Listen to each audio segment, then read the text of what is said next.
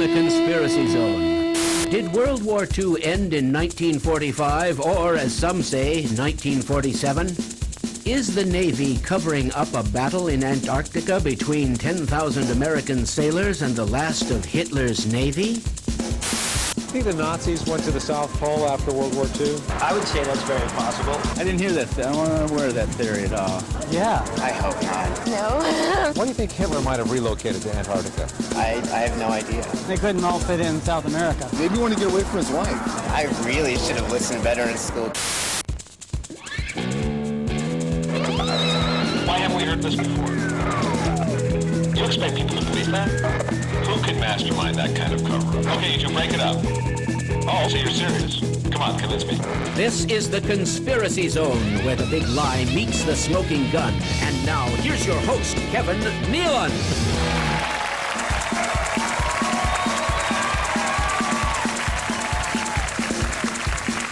Thanks, everybody. Thanks for being here, and I apologize for the body cavity search.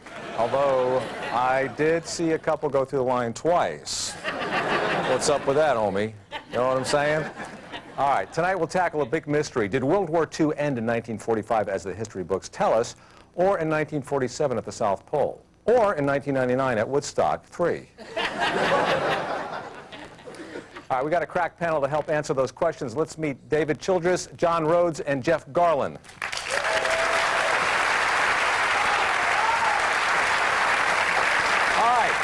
Our first guest is the author of The Lost Continents and the Hollow Earth and has been described as the real-life Indiana Jones. Please welcome David Childress. David? Thank you, Kevin. David, what do you believe happened at the South Pole in 1947? I believe that in 1947, Admiral Byrd led a U.S. Navy expedition to Antarctica to engage in final battle with the last remnants of the Third Reich. Wow, wow. Very interesting. And I might add, you're a very attractive man, if I might say so. All right, moving along. Our next panelist is a cryptozoologist who's been a guest on such shows as Strange Universe and Unsolved Mysteries. He also runs the website Reptoids.com. Say hello to John Rhodes. Hey, John.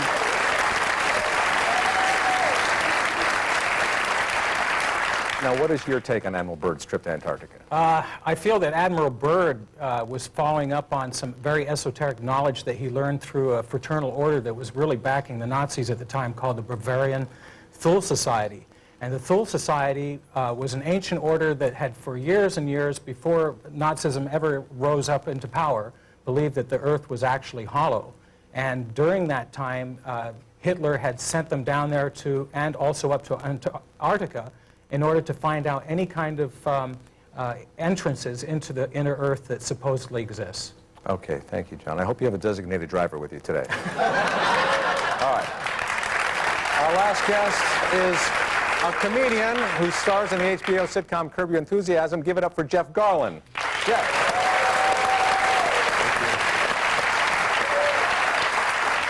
Jeff, what do you think about the revised history of World War II? I think it's goofy. So you don't think they went to the South Pole? No, they didn't. All right. I'm hoping to change your mind, and they are too by the end of the show. Hey, I'm open. David, what's missing here? First of all, right after the end of World War II, which was in April 1945, a bunch of U-boats from Germany were just completely missing. And 2 of them surrendered many months later. Those 2 captains then were interviewed for a year by American and British intelligence in 1945.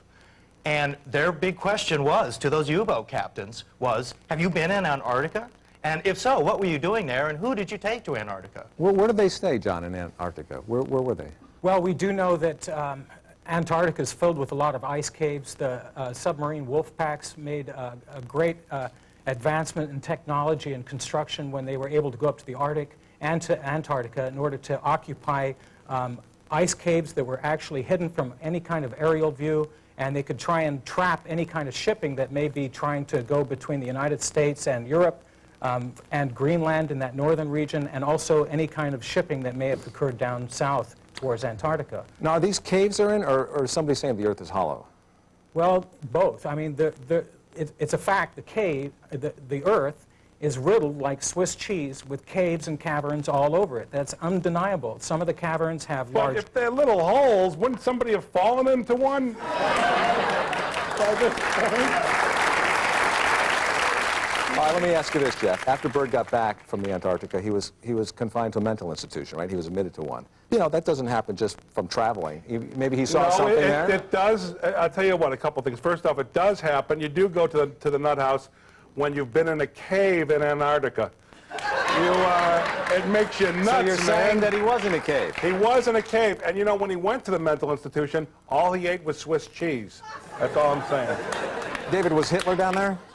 It certainly is a popular theory that... I mean, you guys are serious about this, right? Yeah, right. And it's one of the things that the U-boat commanders that later surrendered, who had apparently been to Antarctica, they were asked exactly that kind of thing. Were you taking important Nazi officers? Was Hitler one of them? Right. They denied that they had taken Hitler to Antarctica. But apparently, many of the top Nazis were taken to Antarctica or later to South America.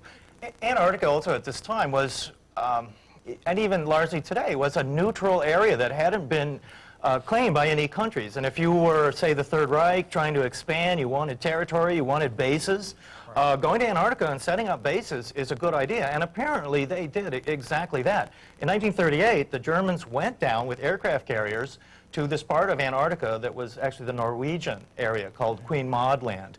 They renamed it. That's where I grew up, by the way. In Queen Maud Land. Yeah. Well, we'll talk more about Maudland, but first I got to take a break. When we come back, we'll start throwing punches, or making punch, or getting punch drunk. I'm not sure exactly, but whatever it is, we'll be just doing something with punch. I guarantee that.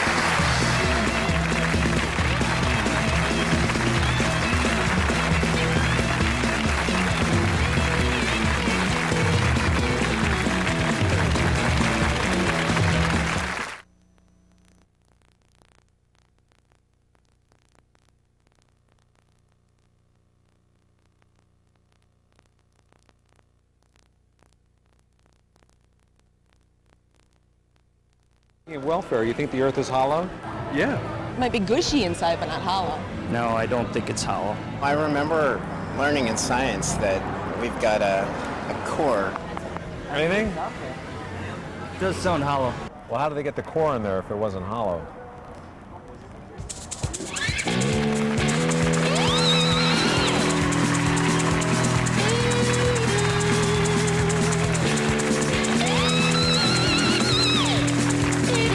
Welcome back to The Zone. While you were away, I downloaded your credit report, by the way, and, you know, I think you really should pay those porn bills. All right, we're talking about Nazis at the South Pole. We're talking about the hollow Earth, or the Swiss cheese Earth. And speaking of hollow Earth, John, you mentioned, like, cheese, Swiss cheese, right? Is it just one hole that leads to all the other holes? Well, actually, they're all connected. Okay, but and who lives in this hollow Earth? Well, as I work as a cryptozoologist, I've recognized that ancient reports, as well as modern reports of people who say they've encountered non-human intelligences, tend to describe something that has a reptilian or a form to it that is resembling that of a dinosaur.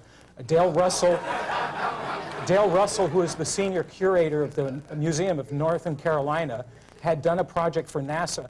He had actually taken the most advanced form of dinosaurs during their day, which were called Troodon, and he said based on where their physical aspects were going, if they had been allowed to survive the devastation that wiped out a lot of dinosaurs 65 million years ago, that these things would look upright, human-looking, and that's what lives down there now. Well, that is what... Now, because I know that David believes the Nazis were there, but you have trouble with the reptoids, is that it? Yeah, I mean, I've heard this reptoids in the hollow earth kind of thing. No, I don't believe that. But that is the classical description of the hollow earth. And the Nazis believed in the hollow earth, too, though I don't think they really believed in the reptoids living in there. But yeah, you Not until they got eaten by them. John, has a reptoid ever been captured? Not to my knowledge. However, and I have to remind everybody that the Byrds actually evolved from dinosaurs. Some of these birds, if you took feathers off a bird and you had it walk around your room, it would look like a little dinosaur. On top of that, this thing can talk. Now, when you hear some people laughing about this, do people think that... No, what's really happening here is it's a nervous laughter you're feeling, because a lot of this has to be associated with the reptilian image, which provokes people on a very psychic side and also a spiritual side, because it's always been associated with the dragon in the Garden of Eden. Remember the one that talked to Adam and Eve? Well, you know, David, you said there was a battle down there with the Nazis and the U.S. How could that be covered up? I think the military covers up a lot of stuff. And in fact, I believe that some of this hollow earth stuff that became very popular in the 50s and early 60s is even part of a cover-up to cover up what was really happening in Antarctica. And it's not a hollow earth, it's not reptoids, but it's weird stuff. And it's a, you know, I mean, the final battles because the reptoid thing is way out there, right? But the Nazi thing, that is... And even in my belief that a lot of what disinformation is and what the government does to cover up things is they take things that seem far out anyway, but they throw on this even farther fringe spin on it so that it's too far out. I mean, so let me see if, Jeff, are some of these facts convincing you now? Well, first off, if there's 5,000 people who went to war, where are the people who survived that war? You mean the war in the Antarctica? Yeah, the war in the Antarctica against the Nazis. Byrd ended up in a mental institution. I was with him by the Yeah, but that depends on what he saw down there. If he saw something that a lot of people report today when they have encounters in any kind, a lot of those people feel that they should be committed too. I also believe that the cold weather, and this has been proven, cold weather and isolation will drive you crazy. Sometimes I open up my freezer at home, and if I look in there too long, I'm in the nut house. I'm serious. You're right. It's my belief that the government is paying this gentleman to cover up the whole thing with the dinosaurs. That's your conspiracy theory? Yeah, the government called him in and said, "You like dinosaurs, right?" He's, "Yeah, I like dinosaurs." Make up a whole thing. South Pole, Nazis, there's dinosaurs and there's cheese. You're making a joke out of this, but Sean really believes wait a in minute. Let's look at this seriously for a minute, if you really want to. Okay. I want to. The fact is that something is going on that's very unexplained on this planet, and it's not just your presence on this show. It happens to be. It happens to be. John, have you been to the South Pole? No. You've not been. Aren't you curious to go up there and check out the hole? Well, you know, how many people have the money? How many people have the government connections to get on even on a team that's going to go down there? James Mason, Pat Boone. And there are dinosaurs down there too, yeah. Right. There was at one time. There was at one time, they found dinosaur fossils all over Antarctica. We have to remember Antarctica wasn't always covered over with ice.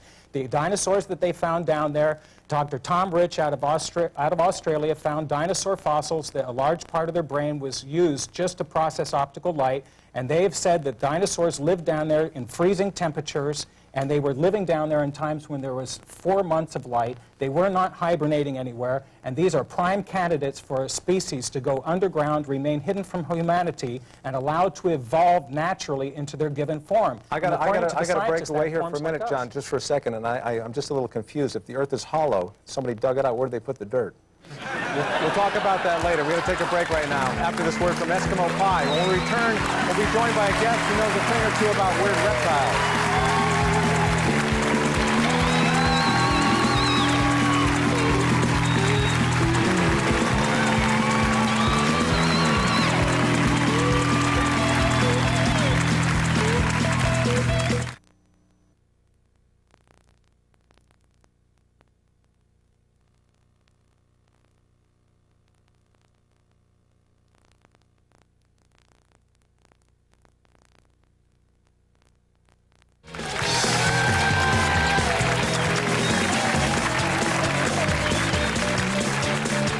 Welcome back. The Nazi U-boats beat up Admiral Byrd's fleet in 1947. Is the Earth hollow and overrun with reptoids? Joining us now to help answer the hollow Earth question is exploration cave scientist. Please welcome Bonnie Crystal. Bonnie, have you ever seen any strange creatures in these caves? I've seen a lot of strange creatures, but I haven't seen any of these reptoids. I've been all over the Earth. I've been to the farthest corners of places that have never been explored before. You ever meet the Flintstones? No. Met a lot of other interesting people. Yeah. So you've been in a lot of caves. You've been down pretty deep. Yes, I've been in the largest cave passages in the world. I've never been to the South Pole, but if there was a giant hole at the South Pole, you can bet that me or my colleagues would be there instantly down a rope. So do you think this notion of a hollow Earth is kind of out there? Or do you think it's possible? It's pretty far out there as far as the scientific community is concerned. The nature of the Earth's surface is that about only 1/2000th of it is porous enough and accessible enough for people to get in from the surface. Well, let's explain something here. First of all, scientists say that we've approximately got about anywhere from a reserved estimate of 100 to 200 million life forms on Earth. We've only cataloged about 2% of those. So out of the 100 million life forms that they expect that we actually share this planet with, we only know 2%, which means that 98% of all the other possible animal life forms that are out there we have not yet even encountered yet. We're encountering animals all the time. Every year we're adding new species to the list. Halloween's coming up. Halloween is coming up. You're going to see lots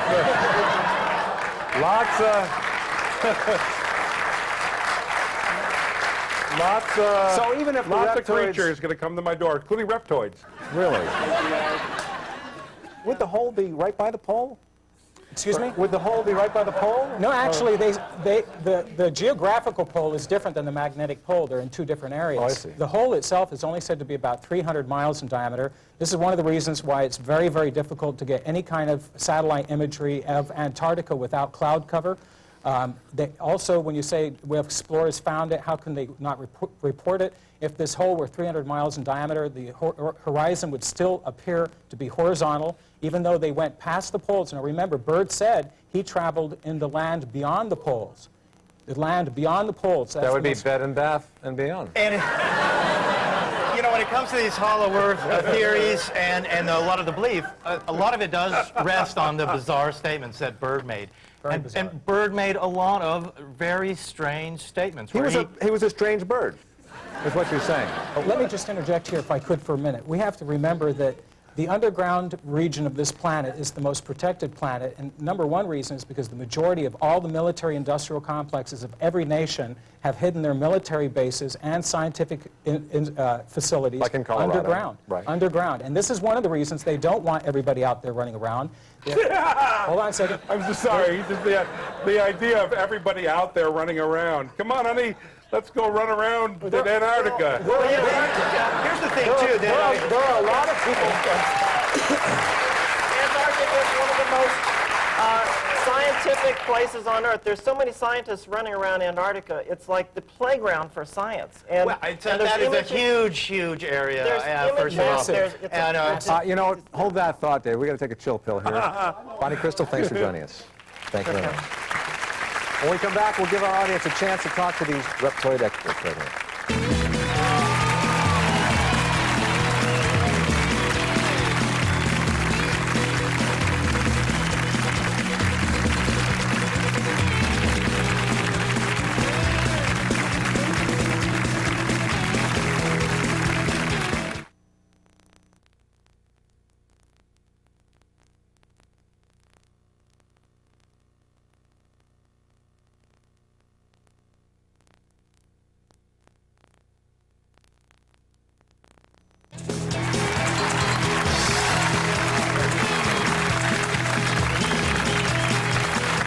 Thanks for sticking around. We're talking about Nazis and Hollow Earth and Reptoids, and it's a very special Oprah talking about here. Speaking of Reptoids, I'm going to take a few questions from our audience.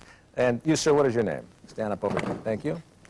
What is your name? Brian. Where are you from, Brian? Wisconsin. Yeah. Okay, you got a question? Yeah, my question's for the whole panel. Isn't it probable that the U-boats dropped the Nazis off in South America and then were scuttled off the coast of Antarctica as decoys for the Americans?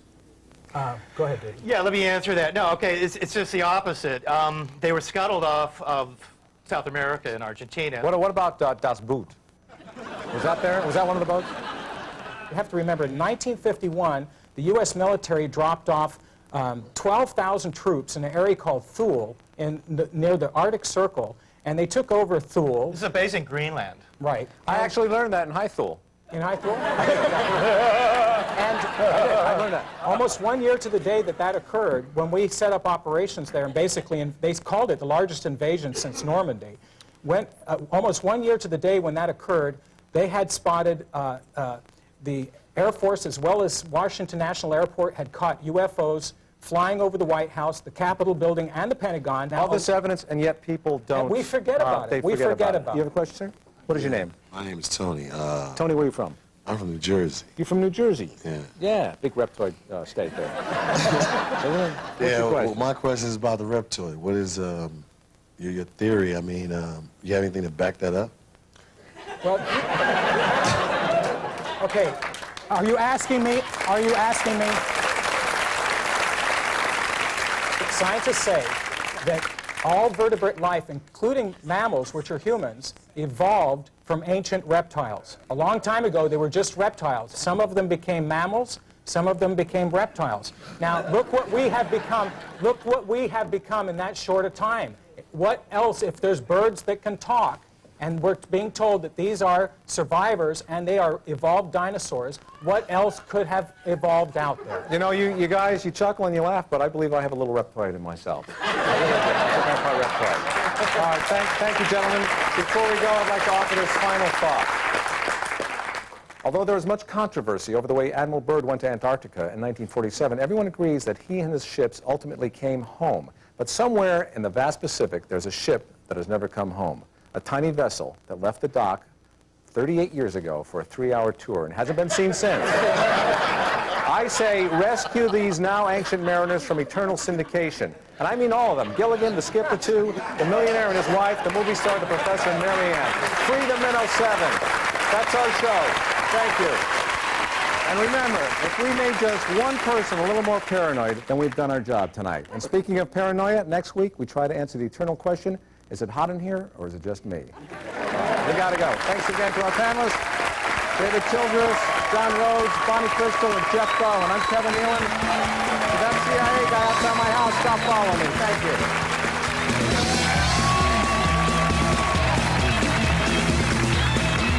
The statements, opinions, and theories expressed on the Conspiracy Zone do not necessarily reflect those of TNN, our sponsors, or the people who forced us to read this. What would you pack if you went to the South Pole? Portable CD player. My lip gloss. Socks. A dog. Some people think it's inhabited by reptoids. What are reptoids? That's got to be like half robot, half reptile. Can you walk like a penguin? I can walk like a penguin. All right, you go first. I'll go after you. I'll go after you.